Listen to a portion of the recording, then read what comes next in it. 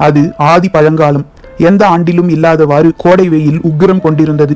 எங்கும் இலை தழைகள் காய்ந்து சருகாக கிடந்தன. நிலத்தின் வெக்கை எலிவலைக்குள் கூட நாகங்களை இருக்க விடவில்லை. மனிதர்களின் பாடு அதனினும் மோசமாக இருந்தது. ஒரு கொடும் பகலில் இருக்குமலையின் தென் திசையில் காட்டு தீ பற்றியது. பற்றிய வேகத்தில் மலையின் அடிவாரம் முழுவதும் நெருப்பு பரவியது. மலையின் மேல்புறத்தில் குடியிருக்கும் நாகர்கள் பரவி வரும் நெருப்பை பகல் முழுவதும் அறியவில்லை. சூரிய வெப்பம் தாங்க முடியாத அளவுக்கு இருந்ததால் அவர்கள் பகலில் குடிலை விட்டு வெளியே வராமல் இருந்துள்ளனர். அனல் அலையலையாக மேலேறி வர அது வழக்கமான ஒன்றுதான் என்று நினைத்தனர்.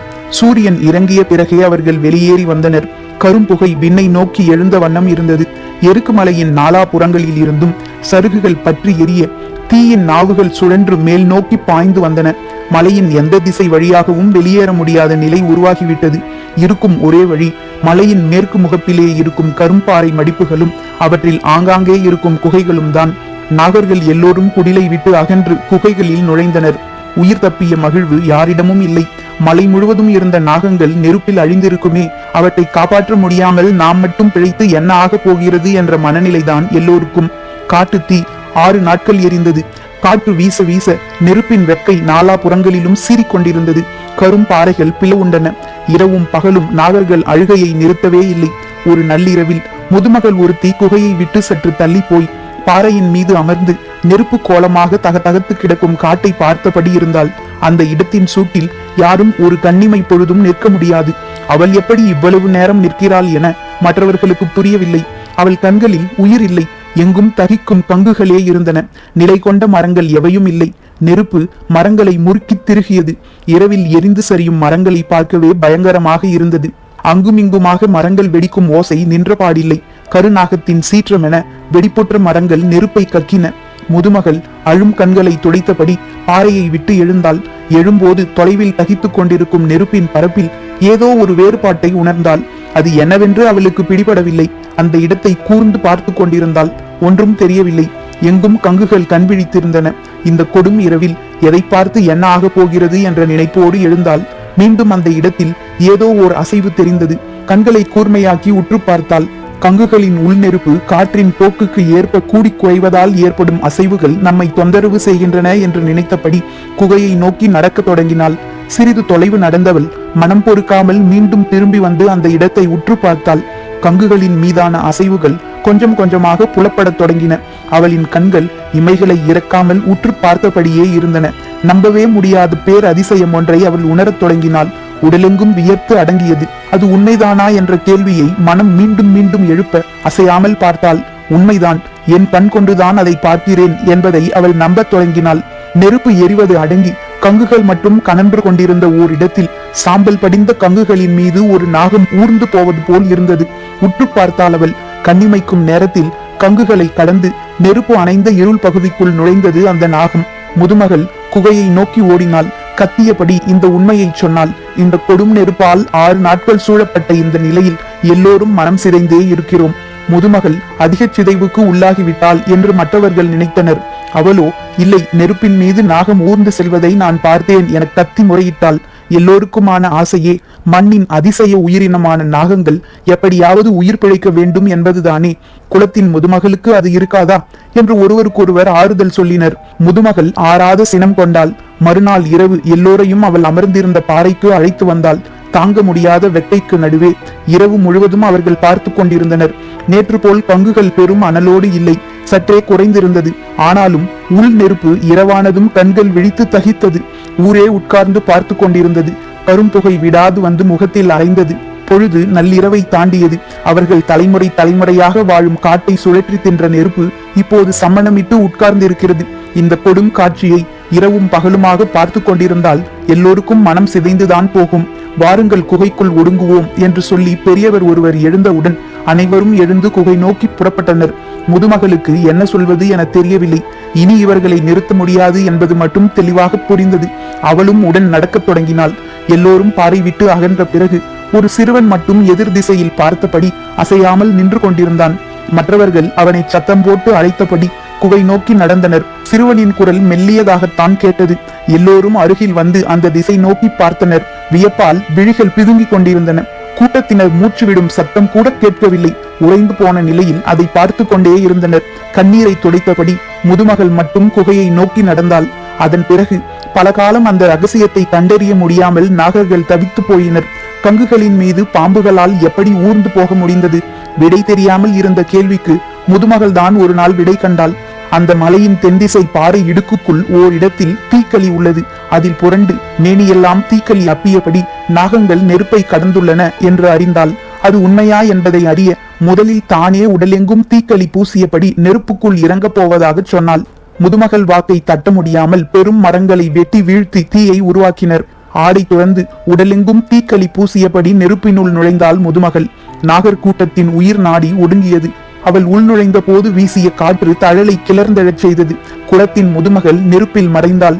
கன நேரத்தில் பதறிய ஆண்கள் தண்ணீர் கொண்டு ஊற்றி நெருப்பை அணையுங்கள் என்று கத்த, பெண்களோ முதுமகள் வாக்கை மீற அனுமதிக்க மாட்டோம் என்று தீயை காத்து நின்றனர். சூழ்கொடி என படர்ந்திருந்த நெருப்பின் கிளைகளை விலக்கி வெளியே வந்தால் அவள். உறைந்து நின்றனர் நாகர்கள். எண்ணெய்க்குள் நீர் நுழைய முடியாததை போலத்தான் இந்த தீக்களியை தாண்டி தீ நுழைய முடியாது. சொல்லியபடி நடந்தால் முதுமகள். நிர்வாண நிறைச்சுடரை அழைத்து கொண்டு நீராடச் சென்றனர் நாகினிகள். நடக்கும் போது அவள் சொன்னால், நெருப்பு கண்ணுக்குள் படாமல் பார்த்து கொள்ளுங்கள், அவ்வப்போது கண்கள் திறந்தால் போதும். அவளின் குரலை கண் விழித்து கேட்டுக்கொண்டிருந்தன நாகங்கள். தழல் மாலை சூடி வந்தவளின் மேனியெல்லாம் நீரூற்றி நீர்மாலை சூடினர். பெருஞ்சேரலின் படை எருக்கு மலையை சூழ்ந்து எரியூட்டிய போது நாகர்கள் பலரும் போரிட்டு மாண்டுள்ளனர். மிஞ்சியவர்கள் உடலெங்கும் தீக்களி பூசி அந்த நெருப்பில் இருந்து வெளியேறி பரம்பு மலை வந்து சேர்ந்தனர். அப்போதிருந்து அவர்களின் குல வழக்கப்படி கொற்றவை கூத்தில் கைப்புணர்ந்தாடும் துணங்கை கூத்து நிகழ்கிறது. புதிய இணையர்கள் தங்களின் மேனி எங்கும் தீக்களி பூசியபடி நெருப்புக்குள் நுழைந்து தழல் மாலை சூடுவர். கபிலரின் உடல்நிலை ஏற்கனவே பாதிக்கப்பட்டிருந்தது. நேற்றைய இரவுக்கு பிறகு நிலைமை இன்னும் மோசமானது. பகல் முழுக்க தனது மாளிகையில் படுத்தபடி ஏதேதோ பிதற்றினார். உடல் மிகவும் சூடேறி இருந்தது. செய்தியை கேள்விப்பட்டு பாதி வந்தான். மருத்துவர்கள் மருந்துகள் தந்தனர். அவர்கள் போன பிறகு பாதி தழல் மாலை சூடும் நிகழ்வை விளக்கிச் சொன்னான். அதை முழுமையாக அறிந்த பிறகுதான் கபிலரின் மனம் நிதானம் அடைந்தது. 3ஆம் நாள் சற்றே அச்சமூட்டுவதாக இருக்கும். நீங்கள் ஓய்வெடுத்துக் கொள்ளுங்கள் என்று சொன்னேன். நீங்கள் தான் செவிசாய்க்கவில்லை என்றான் பாரி. எனது உடல் ஈடு கொடுக்க மறுக்கிறது. மனம் உடலை பொருட்படுத்த மறுக்கிறது. அவர் சொன்னதை பற்றி பாரி சிந்தித்துக் கொண்டிருந்தான். கபிலர் தொடர்ந்தார். எத்தனையோ தலைமுறைக்கு முன்னால் அழிந்த குலங்கள் பற்றி நான் கேள்விப்பட்ட கதைகள் இங்கு உயிர் கொள்கின்றன. மனிதர்கள் வரலாற்றுக்குள் இருந்து இறங்கி வருகிறார்கள். இந்த மண்ணெங்கும் சிந்தப்பட்ட குருதியும் கண்ணீரும் உலராமல் உனது உள்ளங்கையில் இருக்கின்றன பாரி என சொல்லிக் கொண்டிருக்கும் போதே கபிலரின் குரல் உடைந்தது. பாரிக்கு என்ன சொல்வது என தெரியவில்லை. அந்த கண்ணீருக்கும் குருதிக்கும் பரம்பு கடமைப்பட்டுள்ளது என்று மட்டும் சொன்னான். சிறிது நேரம் பேச்சற்ற அமைதி நீடித்தது. நீங்கள் நன்றாக ஓய்வெடுங்கள், நான் பிறகு வருகிறேன் என்று சொல்லிவிட்டு எழுந்தான் பாரி. உன்னிடம் இன்னொன்று கேட்க வேண்டும். என்ன என்றான் பாரி. நான் முதலாக கொற்றவை கூத்து பார்க்கிறேன். தழல் மாலை சூடலை பற்றி கேள்விப்பட்டது கூட இல்லை. ஆனால் நீ காலங்காலமாக அதை பார்த்து கொண்டிருப்பவன். அப்படி இருக்க அவர்கள் நெருப்புக்குள் இறங்கும் போது உனது உடல் நடுங்கியது ஏன்? உனது கண்கள் ஏன் கலங்கின? கபிலரின் கேள்வி பாரிக்கு பெரும் வியப்பை கொடுத்தது. நெருப்பாடல் கண்டு கூட்டமே உறைந்து போயிருந்த வேளையில் தன்னை எப்படி இவ்வளவு கூர்மையாக கவனித்தார்? எழுந்த பாரி கபிலரின் அருகில் உட்கார்ந்தான். அவனது முகத்தில் இவ்வளவு நேரம் இல்லாத ஓர் இளஞ்சிரிப்பு ஓடி மறைந்தது. பாரி சொன்னான், நேற்று தழல் மாலை சூட 3 இணையர்கள் நெருப்புக்குள் இறங்கினர் அல்லவா? நெருப்புக்கு பின்புறம் இருந்து உடலெல்லாம் தீக்களி பூசிக்கொண்டு இறங்குபவர்களை நெருப்புக்கு முன்புறம் உட்கார்ந்து இருக்கும் நம்மால் எளிதில் அடையாளம் காண முடியாது. நேற்றும் அப்படித்தான். ஆனால் 3வது இணை உள்ளிறங்கும் போது அந்த ஆண்மகன் யார் என எனக்கு தெரியவில்லை. ஆனால் அந்த பெண்மகள் யார் என்று எனக்கு தெரிந்தது. கன நேரத்தில் கண்டறிந்தேன். சற்றே அமைதி காத்த பிறகு பாரி சொன்னான், அவள் என் மூத்த மகள் அங்கவை. அதிர்ந்தார் கபிலர். பாரி தொடர்ந்தான், சிறுவயதில் இருந்து தழல் மாலை சூடுவதை பார்த்து கொண்டிருக்கிறேன். நெருப்பால் தீக்களியை மீறி ஒன்றும் செய்துவிட முடியாது என்று நன்றாக தெரியும். ஆனால் உள்ளிறங்கியது அங்கவை என தெரிந்த கணத்தில் எனது உடல் நடுங்கியது. அவள் ஆட்டத்தில் சிறந்தவள். தனது இணையோடு நெருப்பில் இறங்கி ஆடுகிறாள். காதல் கொண்டு நெருப்பில் குளிக்கும் உன் மகளை பார் என ஒரு பக்கம் மனம் துள்ளி குதித்தது. இன்னொரு பக்கமோ தழலுக்குள் இறங்குவது என் தசை என துடித்தது. உடலும் மனமும் 2 கூறுகளா பிளவுண்டதாக நீங்கள் சொன்னீர்களே, எனக்கோ மனமே 2 கூறுகளாக பிளவுண்டது. கலங்குவதிலும் கலங்கி மீள்வதிலும் பாரியே உதாரணமாக இருக்கிறான் என கபிலருக்கு தோன்றியது. அவள் காதல் கொண்டது உனக்கு தெரியுமா? அவள் காதல் கொண்டுள்ளாள் என்பதை நான் முன்பே கணித்து விட்டேன். ஆனால் யாரை தேர்ந்தெடுத்துள்ளாள் என்றுதான் தெரியாமல் இருந்தது. இப்போது தெரிந்ததா? இல்லை, நெருப்பில் நம் தசையைத்தானே நாம் உணர முடியும். அந்த இளைஞன் யார் என தெரிந்து கொள்ள ஆசையோடு இருக்கிறேன். அவளே சொல்லட்டும். அவள் காதல் கொண்டுள்ளாள் என்றால் அவன் மாவீரனாகத்தான் இருப்பான். இவளின் காதலை பெற முடிந்த ஒருவன் வீரத்தை தாண்டிய அரும் குணங்களை கொண்டிருப்பான். காத்திருக்கிறேன். அவனின் கைப்பற்றி எனக்கு எதிரில் வந்து அவள் நிற்கும் நாளுக்காக மகிழ்ச்சி பொங்க கபிலர் கேட்டார். ஆதினிக்கு தெரியுமா? சிரித்தான் பாரி. அவளுக்கு தெரியாமலா இருக்கும்? தனக்கும் அவனுக்கும் ஏற்பட்டுள்ளது காதல் என்று அங்கவை உணரும் முன்பே அவள் அறிந்திருப்பாள். அவள் தாய் அல்லவா? கலங்கினார் கபிலர். மண்ணை வேர் ஊடுருவது போல மனங்களை ஊடுருவுகிறான் பாரி. தன்னையும் அவன் ஊடுருவிக் கொண்டிருப்பான். அப்படியெனில் வேளிர் குலம் நாகர்குலத்தோடு கலக்கப் போகிறது அல்லவா?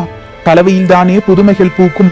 வேடர் குலமும் குடிக்குலமும் இணைந்ததில்தானே வேளிர் குலம் பிறந்தது. வேளிர் குலத்தில் கலந்துள்ள கலவைகள் எத்தனை எத்தனை! என் தாய் சொல்வாள், உன் பாட்டன் திரையர் பெண்ணை மணந்தான் என்று.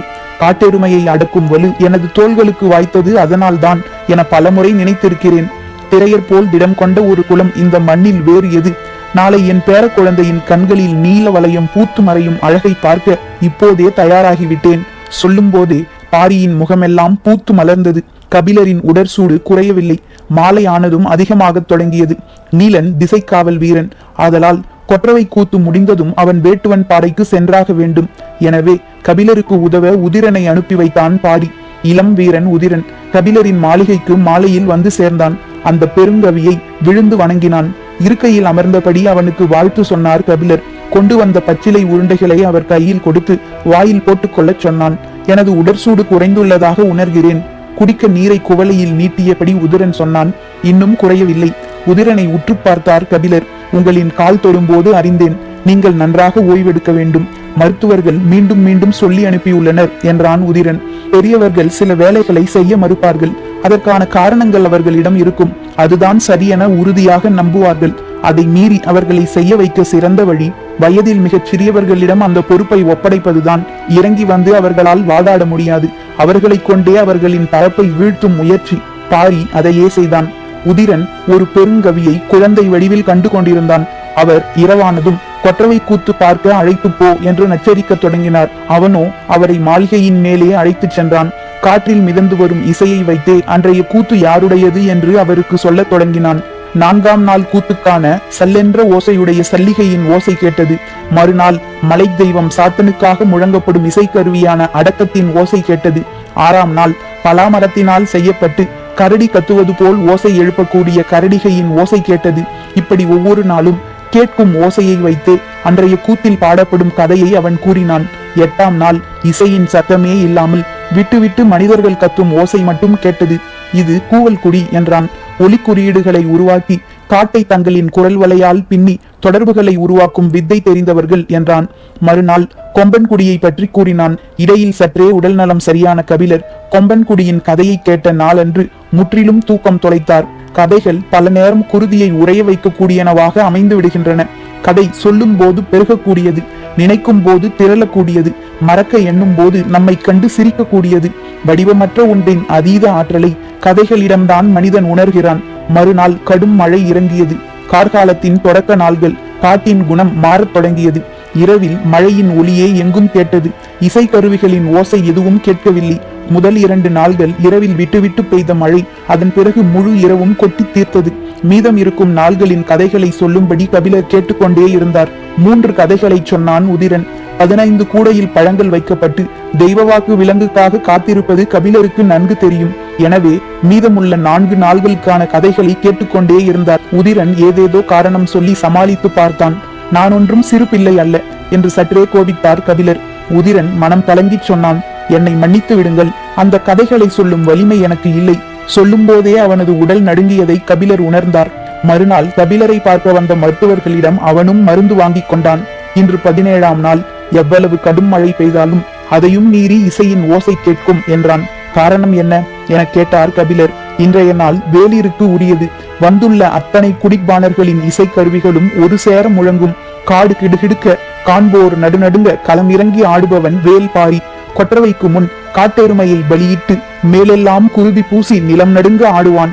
பரம்பின் எல்லைக்குள் வந்த குளங்களின் கண்ணீர் துடைக்க உயிரையும் தர சித்தம் என உருகிச் சொல்லும் பெருநாள் இது. சொல்லிக் கொண்டிருக்கும் உதிரனின் உடல் மொழியை கொண்டே பாரியின் ஆட்டத்தை உணர்ந்தார் கபிலர். போர் தெய்வமான கொற்றவையின் முன் வாளேந்தி ஆடும் அமலையின் ஆட்டத்தை ஆடுவான் வேல்பாரி. பரம்பின் குரல் ஒலிக்கும்.